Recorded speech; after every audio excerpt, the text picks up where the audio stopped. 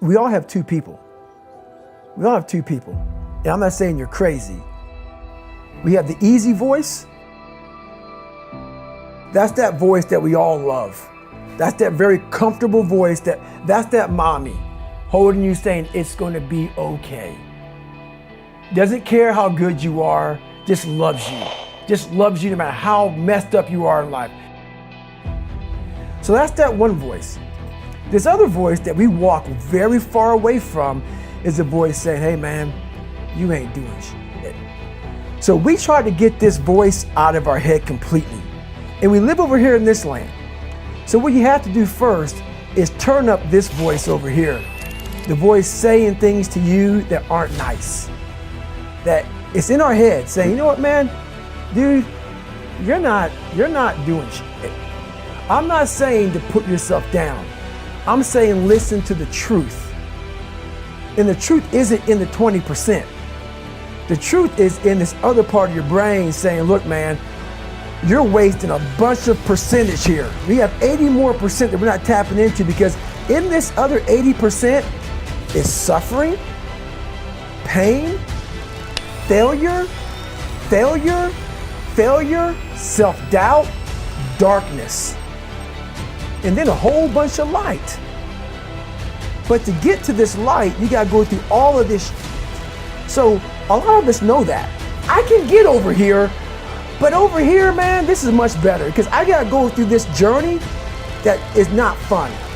This from 20 to 100%, this shit in between is not fun. So we decide to live over here. So everybody goes, how do you do that? You know exactly how to do that. You know exactly, it's not a magic trick. There's nothing I talk about that's a magic trick.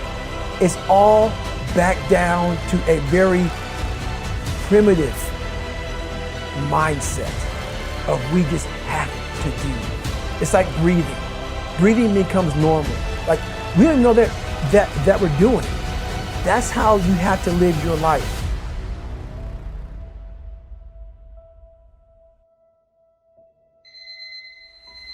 When that alarm clock goes off at 4 or 5 in the morning, your mind says no. You just say, it's just what we do. It's what we do now. Because to get to where you want to go, the amount of pain involved, I'm not saying physical, I'm not saying you got to break yourself off. The amount of mental pain of how many times you're going to have to do something that you don't want to do to get to where you want to go. When I was 297 pounds and I was fat as hell trying to be a Navy SEAL, the scariest thing in the world to me, even to this day, was that could have been the rest of my life. I thought then I was trying hard. That's the scariest thing in the world. I thought then, 297 pound, working for Ecolab, spraying for cockroaches, making $1,000 a month. I thought that was me at my 100% potential.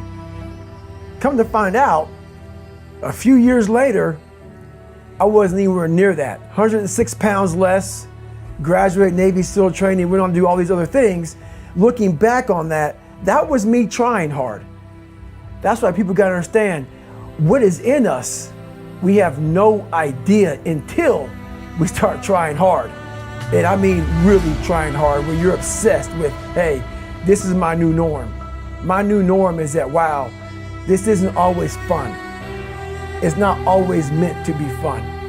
And that's when you know you're trying hard. Is that, and so people listening to us that maybe are at 20% or 30%, you know, about, yeah, I'm going hard, I'm going max, and yet they're not seeing the results. Like, how do they actually shake themselves out of that? We're all in a battle with our own brains. That's all life. That's all life is. It's the most powerful thing in the world, is your own brain. It can work for you or against you. And as opposed to focusing on all those bad things that happened, all the things you didn't have, the people that called you names, all the stuff in Brazil again, and you start thinking, wait a second, I just visualized this, and now I can take it to the next level, because the visualization got you through the SEAL training. It did, and I was able to visualize the end. So when I was 297, and I was all fat and out of shape, and I couldn't run a quarter mile, and I was drinking milkshakes and eating boxes of donuts, I visualized, man, how would it feel for a brief moment So there was 22 guys that graduated. I watched this segment on TV about these guys going through Navy SEAL training.